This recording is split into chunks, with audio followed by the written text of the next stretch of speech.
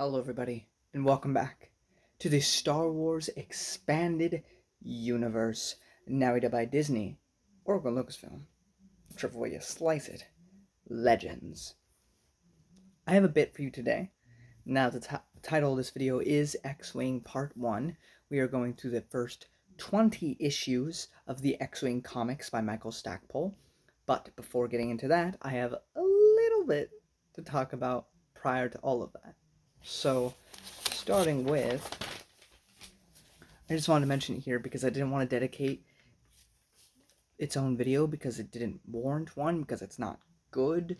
But we have Shadows of the Empire, Evolution by Steve Perry. Yes, this is a sequel to the novel Shadows of the Empire. Man, I look super overexposed. I apologize. But here's what happens. Guri, remember, the robot android from Shadows of the Empire, doesn't want to be an assassin droid anymore. And so she goes on an adventure to remove that aspect of her. While, of course, there's other factors involved. I'm just going to tell you some of the spoilers because I don't care. Zizor had a niece that we never heard about, but she wants to use Guri for her own nefarious purposes for bringing back Black Sun. Of course, she'll be bested in the end. And by the end of it, the one thing I thought was kind of cool was that Guri meets Dash Rendar at the end, seeming to have perhaps some adventures with Dash Rendar, but we don't get to see any of that because this is the last we ever hear of them. I mean, there is something in New Jedi Order, but it's a very small thing. So, I don't know. I wasn't really a big fan of it. The art is fine. It's not great. It's not grand, but you best believe Guri is looking as sexual as possible because it's Steve Perry. People want to talk about Troy Denning, but Steve Perry isn't just on the nose. He shoves it in your face with his stuff. I mean, it's still tame as compared to some other comics I've seen, but Steve Perry. But other than that, I mean, her adventure is fine. It's kind of boring to me. It's not horrible or anything. It's not like the worst thing I've ever read. It's fine.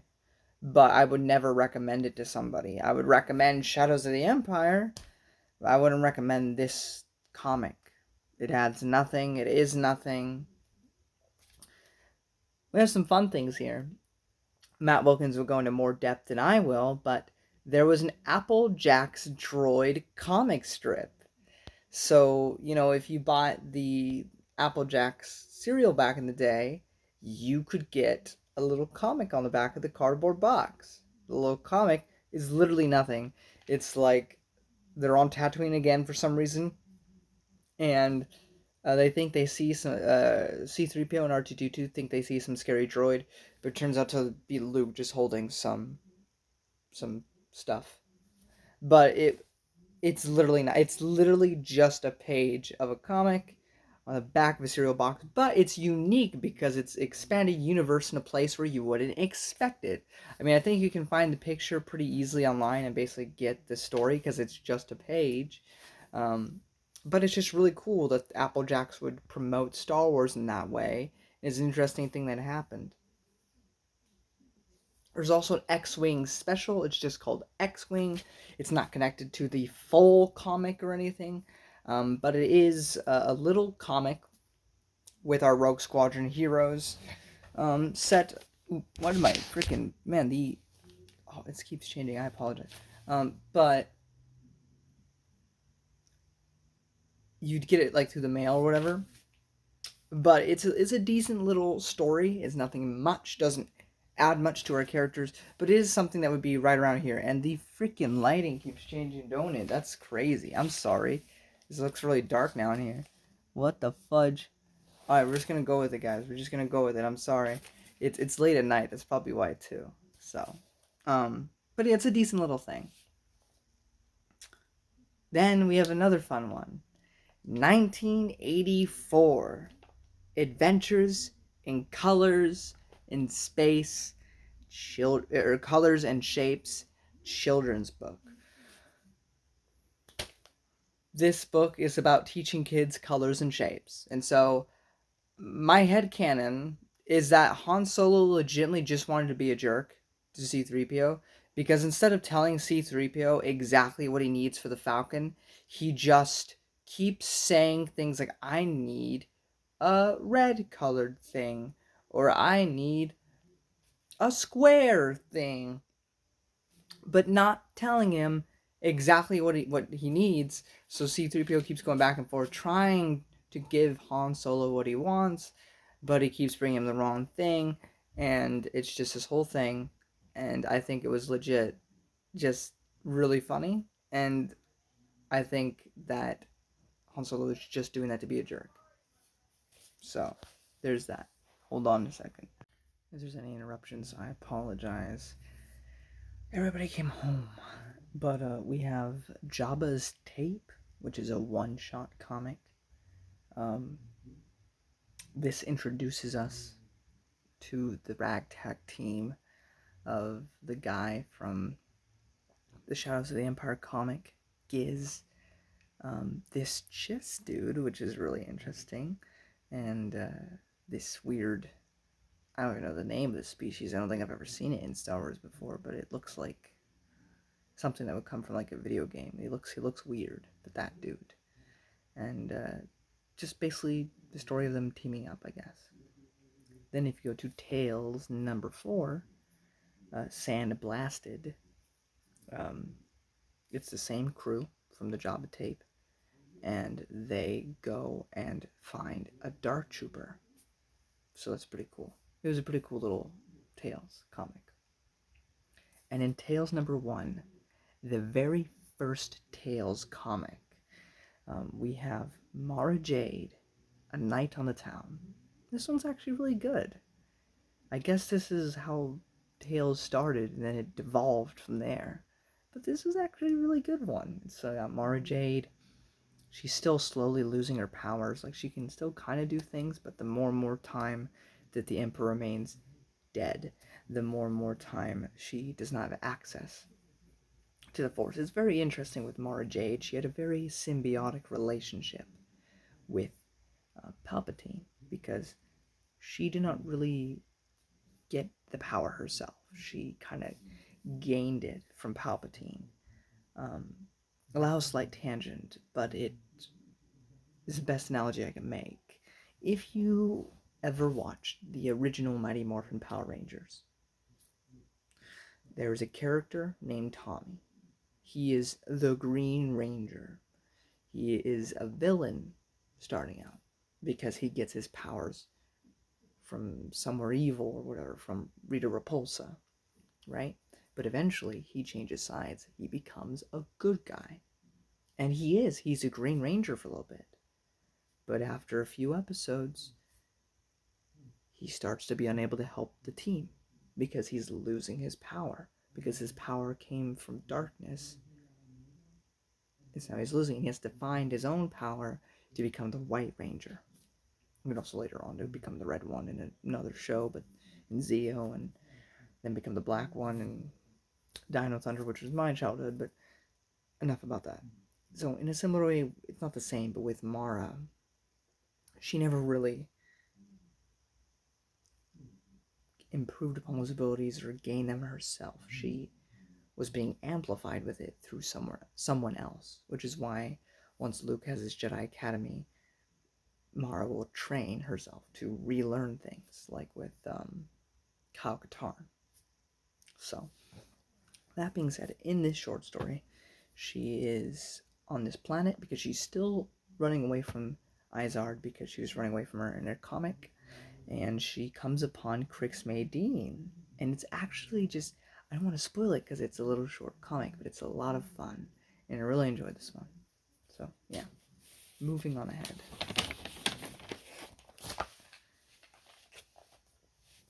We have Tales number 3.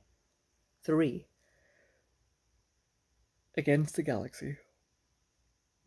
This has like a Gamorrean, a Slicer girl or something, a Slicer Jawa, and a girl, and it was fine, nothing fantastic, nothing horrible, but it's here.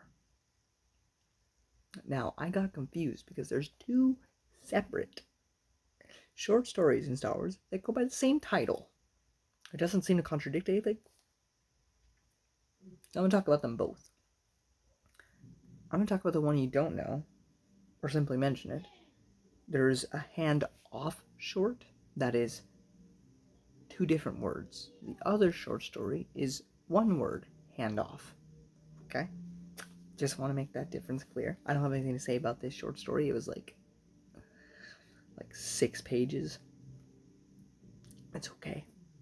In Gamer number 2, Star Wars Gamer number 2, we have a credit for your thoughts.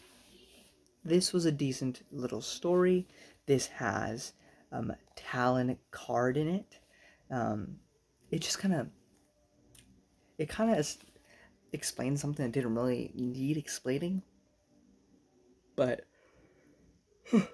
basically, this just really shows Talon Card's foresight, because he's like, look, if the New Republic becomes a thing, I need to be prepared, because it's not even just the New Republic either. He says, Luke Skywalker is around. He's going to rebuild the Jedi Order. What did people do in the prequels? I mean, I don't know if the prequels were on when he did this, but he's talking about the Old Republic. He's like, there were still smugglers and pirates around at that time. How did they get away with that when there were Jedi around? Or if you want to use the other example, Hondo Ohnaka from TCW. But the point is, there were still those people out there. It was a lot harder with the Empire. So he needs to plan ahead for that. For when there are a bunch of Jedi running around and he's trying to do his business. So he settles down on the place we'll first meet him in the Thrawn trilogy, which is the planet with Elysium Mari, so that way nobody can detect him or anything from that planet. It's actually a really fun little short story. It's also, it's not written by Timothy Zahn, but it was really good. In Adventure Journal number 1, we have Escape from Bayless Bor by Paul Bolsama. It's a story, and it would take place around here. I really don't have anything to tell you. I'm sorry. It's there if you want it. And that's going to be the same thing with One of a Kind in Adventure Journal number 5 by Paul Danner. It is here if you so want it. They're fine. I don't have too much to say about it. They're short stories, so if you want to read them, go check it out. Then we have Adventure Journal number 9, Easy Credits, also by Paul Danner. This short story mentions Emperor's new clothes. Like, a character says that. So I guess there's a version of that book in Star Wars. Oh, that's the only thing of note I wrote down, was because I saw the Emperor's clothes, and I was like, but it's not talking about Emperor Palpatine, it's talking about the book. So, here's a fun one though. Somebody really liked the old Marvel comics, because in Galaxy number 3, we have Lumaya, Dark Star of the Empire, which is actually the last time we'll see her till like 40 years later. But it was a decent one. It's just showing her with a little power she has remaining, with a fleet of men. I would love to see more of Lumaya. I'm not gonna lie, I think she's really cool. I think she's the best thing to come out of Marvel. Of the Marvel comics, I should say. Of Star Wars. And there are 40 years where we hear nothing about her, and then she just pops back up. Now, obviously they did that because they just wanted to have a cool connection. But that's another thing the expanded universe could have done. Was she like Dala? She tried really hard to gain back up, but kept falling down, eventually losing the respect of the Empire and being left on her own? Because that would make sense. Plus, she wouldn't go right back to kill Luke Skywalker because she doesn't want to kill him. She wants him to suffer. I don't know. I think there's so much potential for another story with Lumaya set in between all that stuff. I would love to see it. I would love to see it personally, but it was a decent one. Day of Serpentine Night is another short story. You can find it in Tales from the Empire. I have nothing to say about it, but it's there. It's basically Weequays go on a treasure adventure. It's a fine. It's nice to be something different, but it also wasn't particularly great. But it's there if you so want it. Tales of the New Republic, Gathering Shadows. I have nothing to say here. It's just another story within that. And then the big one, boys, before we get to the actual title of the video, Gamer. Star Wars. Number 1. Hands Off by Timothy Zahn. So this is basically just a story of how Ghent, the slicer we meet in Heir to the Empire, met Mara. And it's a pretty decent little story. This also establishes by this point that Mara has no Force ability. She had it in that last Tales comic, but she has basically nothing now. So that is that. But it was a really fun little short story, and I do recommend this one if you can get your hands on it. Now, before we get to the actual title, or before we get to the actual X-Wing title, 1 through 40, I have to talk about a 3-issue comic set before then, which is X-Wing Rogue Leader, issues 1 to 3, by Hayden Blackman. Here's one of the coolest things. Wes Jansen and Tycho Selko fight the Gorog, or whatever the fudge that thing's called, from the Caravan of Courage, and I was like, yes! It was awesome. It was awesome because I love that movie, even though it's for children, and they included something from it because they were on Endor, and I was like, yes, let's go. Also, the Empire attacks Cornet, which is like the capital city of Corellia, and so our heroes have to stop it.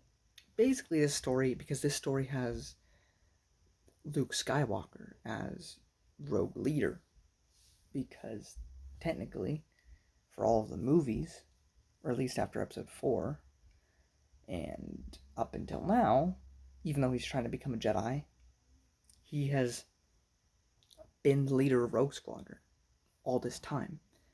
And he, even at this point, he wants to start focusing on his Jedi stuff more, eventually gaining students and rebuilding the Jedi Order. And so he can't just dedicate his time to Rogue Squadron anymore. So it's about a passing of the torch to give it to Wedge Antilles so that he could be the leader of Rogue Squadron for the rest of everything. So we've actually finally get to the Rogue Squadron series, issues 1 to 20 by Michael Stackpole. We start off with issues 1 to 4. Tycho goes undercover as an Imperial officer, basically. We get introduced to a girl who will be a part of the series for a little bit. And we just, get a little bit more in depth with Tycho and Wes and Wedge, and it's really cool. I mean, it looks very 90s. It looks kind of like Tales of the Jedi, but not as good. And so I wasn't a big fan of the art in these particular issues, but I enjoyed the story overall. My highlight for it, slight spoiler, but while Tycho's undercover, they make fun of him for being Alderaanian, and it gets to the point where Tycho punches the dude, and he's like, not all of us are peaceful. Bam. I'm just like, remembering why I love Tycho. Yes. Then we get to issues 5 to 8, Phantom Affairs. First off, I can't, guys, and I can't not. I can't not. Myrax shows up.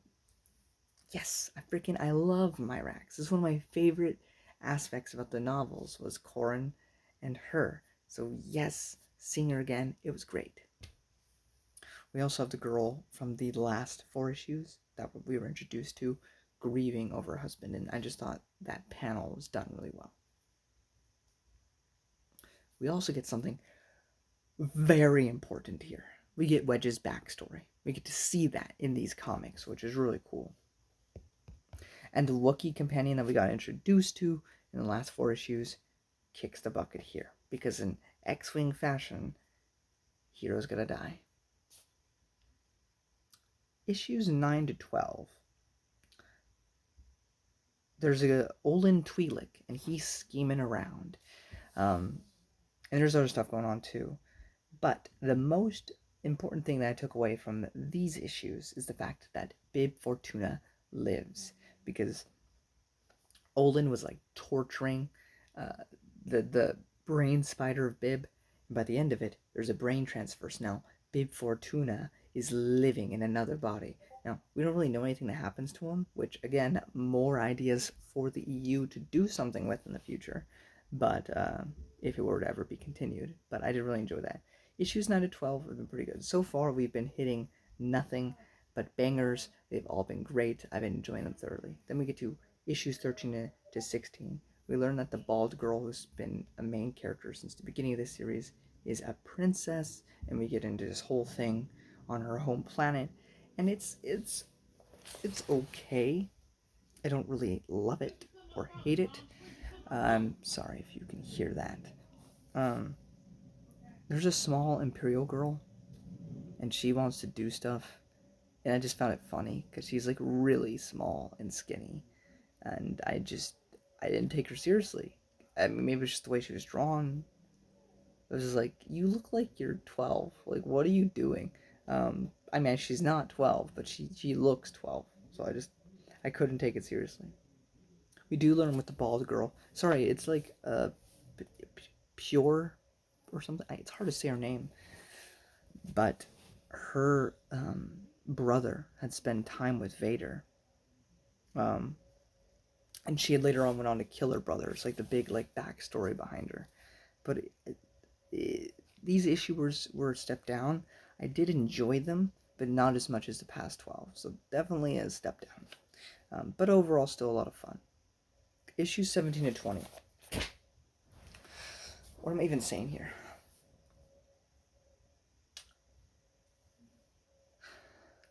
Rogue Squadron goes to help out some Bothans, and there is this Devorian who's practicing Sith magic. Ooh, like, dude, this is as bad as Jedi Prince. Like, this is ridiculous. And he's like, I'm going to bring the Empire into glory with the evil magic. Whoa. And then you got this Bothan dude who shows up. He points a gun at his like wrist, right? He shoots it. It's like a rocket launcher. Lands in Devorian's neck, and there's literal like severed hands choking him out, like we're an Evil Dead or something. It was so stupid. And then two of the Rogue Squadron members have like force sensitivity, which fine. It then does it does the thing at the end of the story again that happened in Tales from Mos Eisley. Not really their fault. We'd have no clear rules on this. Even today, it's still kind of like, what? But two of the Rogue Squadron members become Force Ghosts by the end of this because they can. I don't know what was going on with these issues. They were fun, I'll say. To me, they were fun. Seeing Bothans in comic book form is fun because you don't get to see Bothans that often, I don't think. And I like seeing them. But other than that, like, another weird thing. This is like a quality autism like level notice, but I noticed it. Like, Wes wants to have sex with like one of the Bothans. Like, she's dancing sexually. What? Why? What? Why? Why? What? I cannot fathom These 4 issues, man. And it's written by Michael Stackpole. I just, it's bizarre. Uh, Definitely the lowest this series has ever gone. However, I have seen the cover art for the next issue, which does have Baron Fell. So I think we are going to be getting only highs from here on out. So we got through the mud to rise up through the ashes into the heavens. But unfortunately for you, it's going to be a little bit because we have to get through. I have to reread Heart of the Jedi by Kenneth C. Flint because I do consider it canon to the Legends timeline. I'll get more into that in the next video. And I have to review the only Stover novel I've yet to read, which is Luke Skywalker and the Shadows of Mindor. So I hope you'll join me with that. After that, of course, after Mindor, we go back and finish off the rest of the Rogue Squadron comics. But until then, guys, may the Force be with you.